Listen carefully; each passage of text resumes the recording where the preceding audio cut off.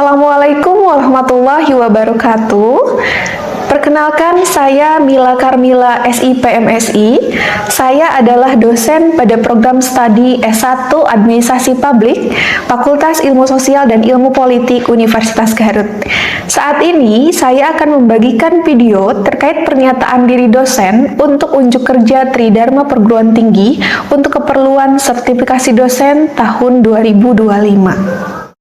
Pada kesempatan kali ini, izinkan saya untuk menyampaikan salah satu Tridharma Perguruan Tinggi, yaitu pada bidang pengajaran. Di sini saya ditugaskan untuk mengajar atau mengampu mata kuliah. Di antaranya adalah perencanaan strategik dan asas-asas manajemen. Dengan bobot masing-masing dibebankan dengan 3 SKS yang berada pada semester ganjil di Universitas Garut. Kali ini, izinkan pula saya untuk membagikan bagaimana proses atau teknik pengajaran yang dilakukan di kelas dengan pendekatan delivery, interaction, dan assessment. Di sini, pendidik melakukan tatap muka beserta dengan peserta didik, kemudian juga menjelaskan materi-materi yang ada di dalam modul. Kemudian di dalam buku-buku pembelajaran, jurnal, studi kasus yang kemudian didiskusikan setelah disampaikan, maka didiskusikan di dalam kelas. Diskusi tanya jawab dengan membuat kelompok sesuai dengan studi case perencanaan strategis di Indonesia. Kemudian di setiap akhir pertemuan akan diadakan asesmen di setiap pertemuannya. Sebelum saya menampilkan video pengajaran, terlebih dahulu memaparkan deskripsi mata kuliah perencanaan strategik. Mata kuliah perencanaan strategik ini membahas atau memberikan pemahaman kepada mahasiswa-mahasiswi sehingga mereka mampu dalam mempresentasikan tentang teori, konsep, dan aplikasi terhadap manajemen strategik sektor publik yang meliputi konsep dasar perencanaan strategik, berpikir strategik, merumuskan tren baru di bidang strategik, strategic mapping, dan pengukuran kinerja organisasi sektor publik. Selain itu, mata kuliah ini juga mengarahkan mahasiswa untuk melihat kenyataan di lapangan mengenai praktik pelaksanaan konsep dan teori, kasus-kasus yang terjadi dengan berbagai macam cara termasuk dengan metode survei. Adapun pokok-pokok pembahasan yang akan disampaikan pada mata kuliah yang terbentuk menjadi 8 sub CPMK. Di antaranya, CPMK yang pertama, mahasiswa mampu memahami konsep manajemen strategik dan menganalisis isu-isu manajemen strategik di sektor publik. CPMK yang kedua, mahasiswa mampu mendeskripsikan tentang peran penting dari manajemen strategik sektor publik. Sub CPMK yang ketiga adalah mahasiswa mampu menggambarkan lingkungan internal dan eksternal organisasi sektor publik. Sub CPMK yang keempat, mahasiswa mampu menganalisis manajemen strategik organisasi sektor publik dengan model SWOT. Sub CPMK yang kelima, mahasiswa mampu menganalisis implementasi strategis. Sub CPMK yang keenam, mahasiswa mampu menyusun dan menganalisis peta strategik berdasarkan 4 perspektif BSC atau Balance Scorecard. Sub CPMK yang ketujuh, mahasiswa mampu mengevaluasi strategi pencapaian program dan kegiatan dan KPI atau Key Performance Indicator. Dan sub CPMK yang terakhir atau yang kedelapan, mahasiswa mampu merekomendasikan pengukuran dan evaluasi kinerja dengan pembentukan BSC atau Balance Scorecard. Adapun untuk referensi perkuliahan adalah sebagai berikut.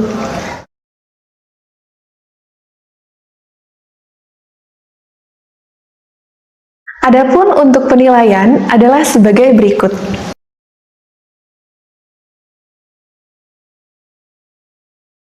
Sekian yang dapat saya sampaikan mengenai deskripsi mata kuliah dan sub CPMK. Berikut adalah micro teaching pengajaran saya. Selamat menyaksikan. Wassalamualaikum warahmatullahi wabarakatuh.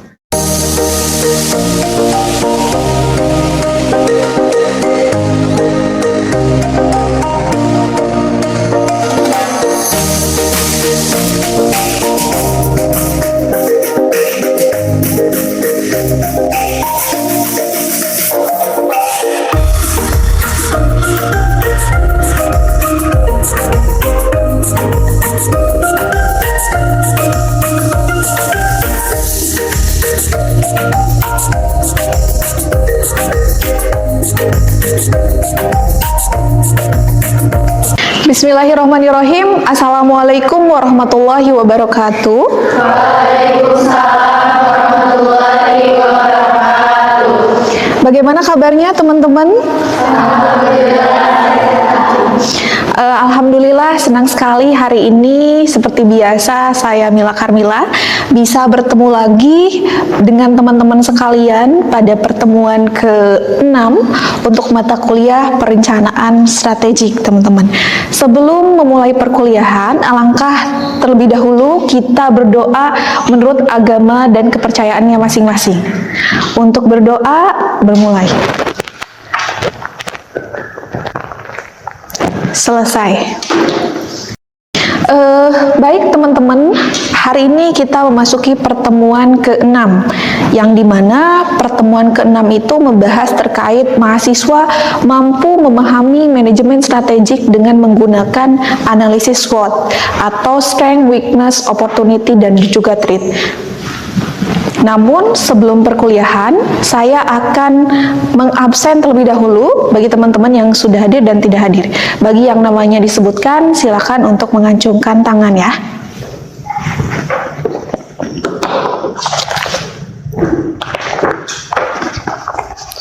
Cynthia Nurpajri, Aulia Nur Aisyah, Aldi Rashid, Anajah Az-Zahra, Siti Syarah Aulia, Ajeng Nur Intan. Baik teman-teman, sebelum kita masuk ke perkuliahan pertemuan ke-6, saya mau mereview terlebih dahulu materi yang minggu lalu pernah saya ajarkan. Minggu lalu saya membahas terkait dengan analisis internal dan eksternal organisasi, yang dimana analisis internal dan eksternal organisasi itu merupakan proses yang paling penting saat kita mau membuat matriks SWOT. Namun sebelumnya, teman-teman ada yang masih ingat apa itu analisis internal dan eksternal? Oke, baik. Silakan Dela. Baik Ibu, terima kasih. Jadi analisis lingkungan itu merupakan proses sistematis untuk mengevaluasi faktor internal dan juga faktor eksternal. Nah, tujuannya adalah untuk mengidentifikasi faktor internal yaitu seperti kelemahan dan juga kekuatan, sedangkan faktor eksternalnya adalah peluang dan juga ancaman. Nah, dari informasi dari faktor internal dan juga eksternal, nantinya akan ada strategi yang efektif.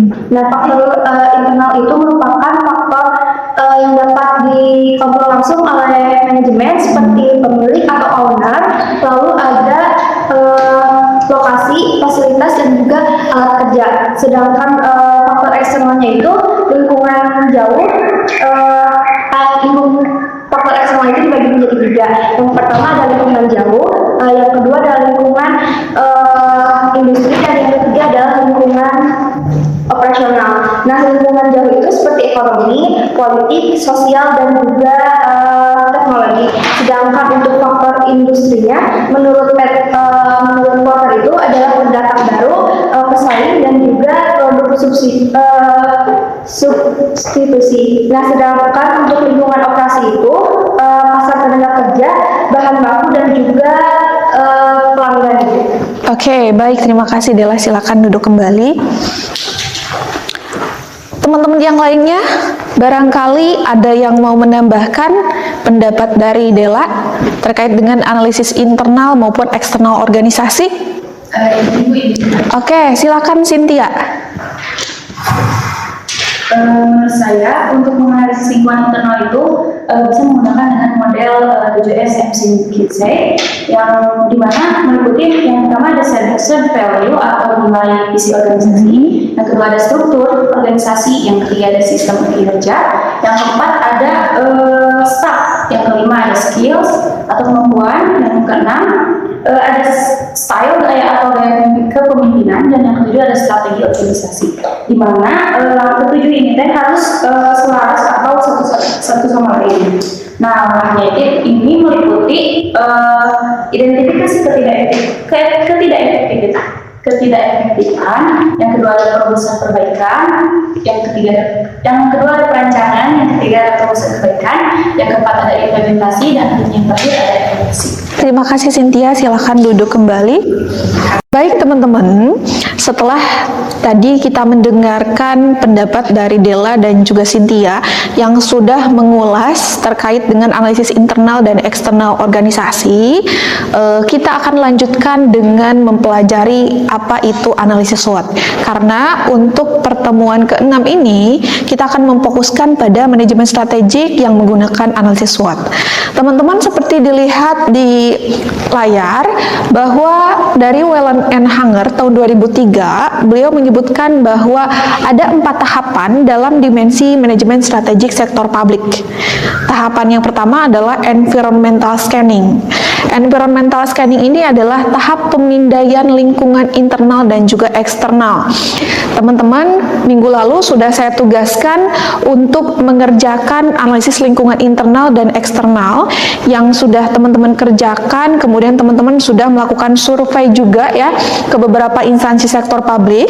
Nanti kita akan kaitkan analisis internal dan juga eksternal itu ke dalam matriks SWOT. Nah, setelah teman-teman mendapatkan apa itu faktor internal dan eksternal dalam organisasi, tahapan selanjutnya adalah formulasi strategi atau melakukan perumusan strategi. Kira-kira strategi apa yang akan dilakukan agar organisasi itu mampu bersaing dan organisasi itu bisa lebih unggul dibanding organisasi yang lainnya. Seperti itu. Dan tahapan yang ketiga, teman-teman bisa lihat, tahapan yang ketiga adalah strategi implementasi. Tahap ini adalah tahap yang paling krusial di antara keempat tahapan. Kenapa paling krusial? Karena biasanya dalam implementasi itu selalu banyak sekali kendala, entah itu penyimpangan atau apapun, karena implementasi itu berkaitan dengan tidak hanya anggaran saja, tapi teman-teman juga harus memperhatikan bagaimana struktur organisasinya, kemudian bagaimana pelatihan SDM-nya. Teman-teman juga harus memperhatikan kira-kira rencana ke depannya, rencana jangka panjangnya itu apa saja, ya. Dan tahap terakhir yaitu adalah evaluasi strategi. Nah, tahap evaluasi strategi ini dilakukan jika organisasi sudah mengimplementasikan kira-kira strategi apa yang akan dilakukan. Apakah perlu dilakukan evaluasi? Menurut teman-teman, apakah perlu dilakukan evaluasi? Tentu perlu ya. Organisasi itu pasti harus diperlukan evaluasi agar kita bisa mengetahui penyimpangan apa yang akan dilakukan. Kemudian nanti setelah ada penyimpangan kita bisa dilakukan koreksi. Kedepannya harus apa? Mana saja yang harus diperbaiki dari hasil implementasi strateginya. Seperti itu teman-teman, itu teori menurut Whelan and Hanger. Jadi sebelum kita masuk kepada matriks SWOT, teman-teman harus memahami dulu konsep manajemen strategiknya, karena manajemen strategik ini adalah proses yang paling penting dalam manajemen publik teman-teman. Ini merupakan kerangka berpikir sistematis, jadi tidak hanya berbicara terkait dengan visi dan misi, tapi perencanaan strategik juga merupakan kerangka berpikir sistematis dari sebuah organisasi agar organisasi tersebut bisa maju dan berkembang. Oke, baik teman-teman, setelah tadi saya memaparkan terkait dengan analisis SWOT, kira-kira apakah ada yang perlu ditanyakan atau kita diskusikan untuk pertemuan hari ini? Iya, silakan Ajeng, silakan untuk berdiri. Izin tadi Bu, saya masih bingung, apa sih sebenarnya pengertian analisis SWOT itu dan mengapa penting dalam perencanaan strategi? Baik, pertanyaan yang bagus ya dari teman kita. Jadi analisis SWOT itu adalah suatu alat untuk memahami posisi strategis suatu organisasi. Tentunya dengan mengidentifikasi faktor internal, yang dimana faktor internal itu terdiri dari kekuatan dan juga kelemahan, serta faktor faktor eksternal yang terdiri dari peluang dan juga ancaman. Tentunya ini penting karena membantu organisasi mengambil sebuah keputusan strategis, tentunya berdasarkan potensi yang dimiliki dan juga tantangan yang dihadapi. Tujuannya untuk apa? Tujuannya adalah agar organisasi bisa memanfaatkan kekuatan dan peluang semaksimal mungkin sambil mengatasi kelemahan dan menghindari ancaman. Nah, seperti itu jawaban dari saya, Saudari Ajeng. Baik, tadi pertanyaan Ajeng sudah saya jawab ya.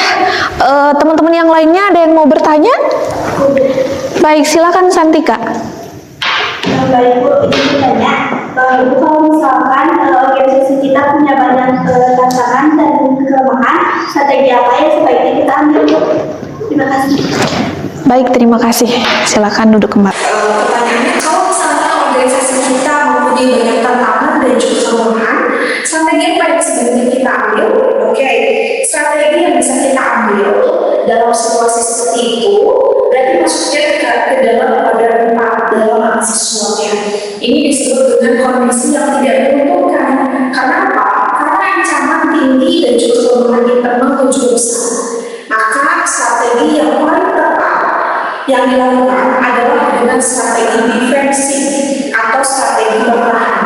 Artinya kita harus fokus dulu, bertahan dulu, memperbaiki kelemahan internal sambil mencoba mengurangi dampak dari ancaman eksternal. Jadi jangan langsung ekspansi atau berekspansi, tapi perkuat fondasi terlebih dahulu. Nah, seperti itu ya, Sanika jawabannya. Jadi strategi yang bisa dilakukan adalah strategi bertahan atau defensif. Oke, baik teman-teman, pertanyaan dari Santika sudah saya jawab. Selanjutnya, apakah ada pertanyaan lagi? Ya, silakan.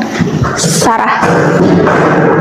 Baik Bu, izin bertanya, bagaimana cara kita menentukan apakah faktor itu termasuk kekuatan atau kelemahan organisasi? Baik, terima kasih. Silakan duduk kembali. Akan saya jawab pertanyaan dari Sarah. Tadi pertanyaannya adalah bagaimana cara kita menentukan apakah suatu faktor itu termasuk kekuatan atau kelemahan organisasi. Jadi menurut saya sebenarnya cara termudah adalah dengan melihat apakah faktor tersebut itu bisa memberikan nilai tambah atau justru menghambat kinerja organisasi. Misalnya, jika organisasi memiliki tim yang solid dan berpengalaman, itu berarti maksudnya ke dalam kekuatan. Tapi kalau teknologi yang digunakan itu sudah ketinggalan zaman, itu masuknya ke dalam kelemahan. Penilaian ini biasanya harus diperkuat dengan data ya, bisa dari laporan kerja, hasil survei atau wawancara. Jadi tidak hanya berdasarkan opini semata, tapi harus ada data pendukungnya. Seperti itu ya, Sarah. Baik, teman-teman, perencanaan strategik adalah suatu proses penting dalam manajemen publik maupun swasta yang bertujuan tentunya untuk menentukan arah organisasi secara menyeluruh. Nah, dalam jangka menengah maupun jangka pendek. Tentunya perencanaan strategik ini tidak hanya berkaitan dengan visi dan misi saja, tapi perencanaan strategik ini berkaitan dengan kerangka berpikir sistematis organisasi. Bagaimana suatu organisasi itu bisa dikatakan unggul, kemudian bagaimana suatu organisasi itu bisa dikatakan mampu bersaing dengan organisasi yang lain. Salah satu alat yang digunakan dalam proses perencanaan strategik, salah satunya adalah analisis SWOT. Analisis SWOT adalah strength, weakness, opportunity, dan juga threat. Atau dalam bahasa Indonesianya adalah kekuatan, kemudian kelemahan, peluang, dan juga ancaman, teman-teman. Nah, sampai saat ini, SWOT adalah menjadi model strategi yang paling familiar, yang banyak digunakan, baik itu di sektor pemerintahan, sektor publik, maupun sektor swasta. Tujuannya untuk apa? Tujuannya adalah untuk merumuskan strategi dengan cara menggabungkan antar kekuatan dan juga peluang yang dimiliki oleh suatu organisasi. Sekaligus juga mengidentifikasi dan kita juga bisa mengatasi kelemahan dan juga ancaman yang mungkin ada di dalam organisasi tersebut. Baik teman-teman, setelah teman-teman memahami apa itu analisis SWOT, seperti terlihat di layar bahwa matriks SWOT itu terdiri dari yang dimana di kuadran kiri atas dilakukan yaitu kekuatan. Nah, kekuatan ini adalah faktor internal positif yang dimiliki oleh organisasi. Kekuatan ini tentunya mencerminkan hal-hal yang dilakukan dengan baik oleh organisasi, sehingga apa yang dimiliki oleh organisasi, baik itu keunggulan maupun kebaikannya, itu semuanya ada dalam kuadran kiri atau kekuatan yang dimiliki oleh organisasi atau biasa disebut dependency triangle. Nah, teman-teman, kekuatan ini tentu dikenali dan juga dimanfaatkan secara maksimal sebagai modal utama untuk mencapai keunggulan kompetitif dari organisasi. Ya, baik teman-teman, setelah kekuatan, sebaliknya adalah di sisi kanan ada yang namanya kelemahan atau disebut juga dengan yang namanya weakness. Nah, weakness ini merupakan faktor internal namun bersifat negatif atau menjadi hambatan bagi organisasi. Pertanyaan yang dapat digunakan untuk menggali bagaimana kelemahan di organisasi adalah apa yang salah sekarang. Kelemahan juga bisa berupa kurangnya misalnya kompetensi pegawai, rendahnya inovasi, sistem manajemen yang kaku, atau keterbatasan anggaran. Tujuan utama kenapa kita harus mencari kelemahan atau weakness dari organisasi adalah untuk mengidentifikasi agar organisasi itu dapat segera memperbaikinya dan mencegah dampak negatif yang lebih luas. Pada kuadran kiri bawah terdapat yang namanya peluang atau opportunity, yang merupakan proses eksternal atau faktor eksternal positif. Nah, peluang ini tentunya menggambarkan kondisi dari luar organisasi yang dapat dimanfaatkan untuk dapat meningkatkan kinerja atau memperluas cakupan program. Contohnya apa, teman-teman? Contohnya bisa meliputi perubahan regulasi atau kebijakan, kemudian perkembangan teknologi, potensi kolaborasi strategis, atau tren sosial yang sesuai dengan misi organisasi. Nah, lalu pertanyaan kunci apa yang bisa kita gali untuk kita melihat peluang dari sebuah organisasi, yaitu dengan pertanyaan kemungkinan apa sih yang ada di dalam sebuah organisasi. Nah, baik teman-teman, setelah kita memahami apa itu kekuatan, kelemahan, dan juga peluang, yang keempat adalah yang namanya ancaman atau disebut juga dengan threat. Apa itu ancaman atau threat? Nah, ini ditempatkan di kuadran kanan bawah. Ya, ancaman itu berada di kuadran kanan bawah. Dan tentunya ini mewakili faktor eksternal negatif yang dapat menghambat keberhasilan dari sebuah organisasi. Teman-teman, pertanyaan yang bisa kita ajukan untuk melihat bagaimana ancaman atau threat dalam sebuah organisasi adalah apa yang dapat menjadi salah di dalam sebuah organisasi tersebut. Ancaman bisa berupa persaingan yang sangat ketat, kemudian ketidakpastian kebijakan, bisa juga perkembangan teknologi. Baik, teman-teman, setelah teman-teman memahami kekuatan, kelemahan, peluang, dan satu lagi ada yang namanya ancaman atau biasa disebutnya juga dengan threat ya. Threat ini ditempatkan di kuadran kanan bawah. Teman-teman bisa lihat di slide bahwa threat ini adalah mewakili faktor eksternal negatif yang dapat menghambat keberhasilan organisasi. Nah, contohnya apa? Contohnya misalnya ketidakpastian kebijakan, kemudian krisis ekonomi, perubahan demografi, atau bahkan bencana alam. Nah, lalu pertanyaan kunci apa yang bisa kita ajukan untuk menggali ancaman atau threat dalam sebuah organisasi? Pertanyaan kuncinya adalah teman-teman bisa dengan menggali apa sih yang dapat menjadi salah di dalam sebuah organisasi. Nah, lalu nanti teman-teman akan ada beberapa hal yang bisa didapatkan dengan teman-teman menggali kelemahan yang ada di dalam organisasi tersebut. Itulah teman-teman 4 kuadran ya, atau 4. Baik teman-teman, itulah 4 matriks SWOT yang nanti akan teman-teman bahas ya, karena teman-teman kan minggu lalu sudah saya tugaskan untuk menganalisis lingkungan internal dan eksternal organisasi ya. Berarti teman-teman sekarang sudah memahami apa itu kekuatan, kelemahan, peluang, dan juga ancaman dari sebuah organisasi. Baik teman-teman, setelah teman-teman memahami keempat elemen SWOT tadi, strength, weakness, opportunity, dan juga threat, teman-teman harus mengenal matriks SWOT yaitu kerangka berpikir strategis yang memetakan kekuatan dan kelemahan organisasi secara horizontal, serta peluang dan juga ancaman secara vertikal. Nah, sehingga nanti akan membentuk 4 kuadran strategi. Nah, teman-teman bisa dilihat di layarnya ya, ada 4 kuadran matriks SWOT, teman-teman. Kuadran yang pertama adalah strategi agresif. Nah, strategi agresif ini ketika organisasi memiliki banyak kekuatan dan peluang, maka strategi yang bisa diambil adalah strategi ekspansi atau perubahan secara aktif. Nah, kemudian kuadran kedua bisa dilakukan dengan cara strategi diversifikasi. Apa itu diversifikasi? Ketika organisasi kuat secara internal, namun menghadapi tantangan eksternal, maka perlu dilakukan inovasi produk atau jasa atau perluasan pasar yang baru. Nah, kalau misalnya organisasi berada di kuadran 3, teman-teman bisa lihat di kuadran 3 ya, strategi yang bisa digunakan adalah strategi turn around. Turn around artinya ketika peluang terbuka lebar, namun organisasi itu masih memiliki kelemahan, maka salah satunya yang bisa dilakukan adalah perbaikan internal, ya, karena harus perbaikan internal perlu sesegera mungkin dilakukan agar bisa memanfaatkan peluang yang ada.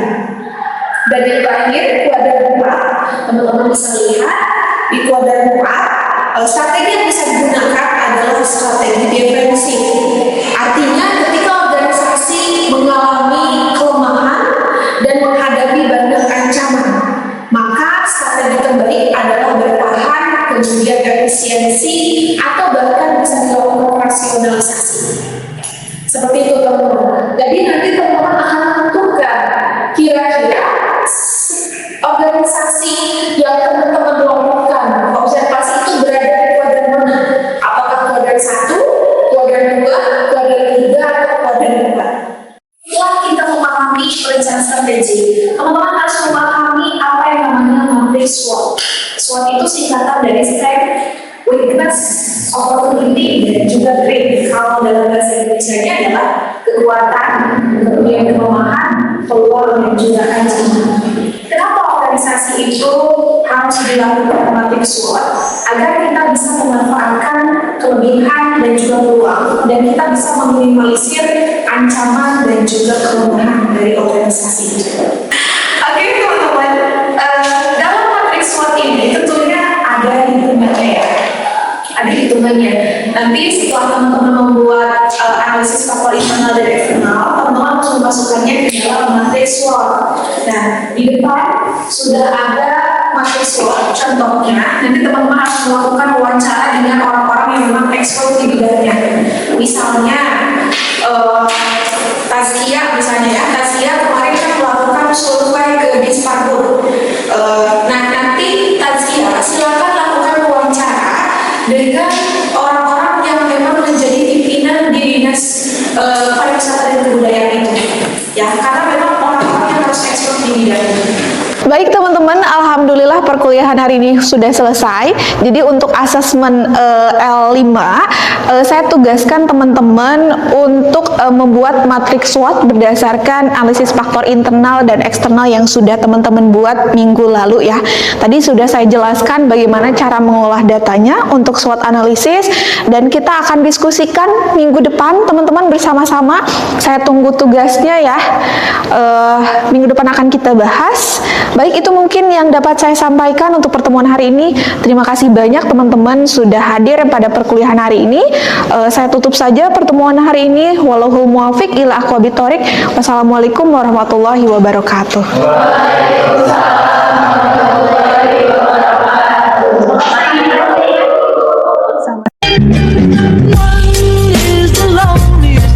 That you'll ever do. Two can be as bad as one. It's the loneliest number since the number one.